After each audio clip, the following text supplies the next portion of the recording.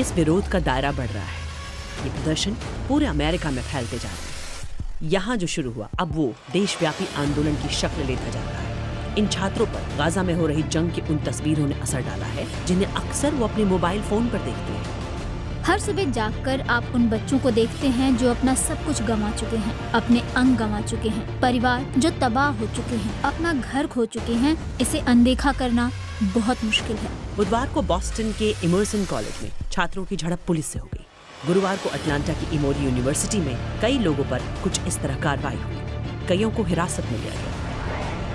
दर्जनों लोगों की गिरफ्तारी के बाद भी ऑस्टिन की यूनिवर्सिटी ऑफ टेक्सास में विरोध प्रदर्शन जारी है। वहीं कोलंबिया यूनिवर्सिटी में यहूदी छात्रों ने इजरायली झंडे और हमास के कैद में मौजूद इजरायली बंधकों की तस्वीरें लगाई हैं। ये छात्र इस माहौल में सहज महसूस नहीं कर रहे हैं।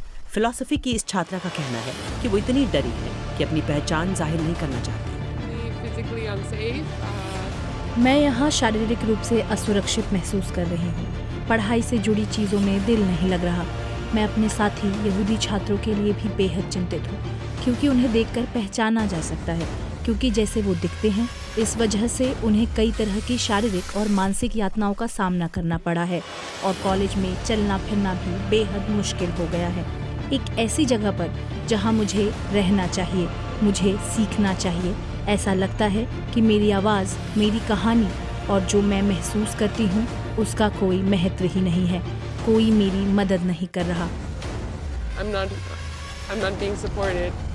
वामपंथी विचारधारा वाली डेमोक्रेटिक पार्टी की सांसद इल्हान ओमर इन प्रदर्शनकारियों से मिली। एक शीर्ष रिपब्लिकन सांसद ने यहाँ पहुंचकर इन प्रदर्शनों को यहूदी विरोधी करार दिया और न्यूयॉर्क पहुंचने पर राष्ट्रपति बाइडेन का कुछ इस तरह स्वागत। वॉशिंगटन की जॉर्ज वॉशिंगटन यूनिवर्सिटी के प्रोफेसर्स भी इन विरोध प्रदर्शनों में शामिल हुए। एक चीज जो यहूदी छात्रों को परेशान कर रही है वो है इसराइल की तबाही की बात। I believe in the Constitution. I believe in the First Amendment right. मैं संविधान में भरोसा रखता हूँ। मैं अभिव्यक्ति की आज़ादी और प्रदर्शनों के लिए जमा होने के अधिकार का समर्थक हूँ, लेकिन एक रेखा होती है, खासकर तब जब बातें एक सरकार की कार्रवाई के विरोध से शुरू होकर एक देश को तबाह करने, दूसरे लोगों को नुकसान पहुँचाने तक पहुँच जाती है। And projecting harm onto other people. Columbia university के कुछ छात्रों ने यहूदी विरोधी घटनाओं के लिए आवांछित लोगों को जिम्मेदार ठहराया है और वो यहूदी छात्रों को ही सवालों के घेरे में खड़ा कर रहे हैं। ये जटिल है। मुझे लगता है कि हमारी यहाँ मौजूदगी काफ़ी महत्वपूर्ण है। ये केवल यहूदियों को ये दिखाने के लिए नहीं है कि हम फ़लस्तीनियों के साथ और उनकी आज़ादी के पक्ष में खड़े हैं, और इसलिए यहूदी छात्रों के लिए भी जगह बनाने का हम समर्थन करते हैं।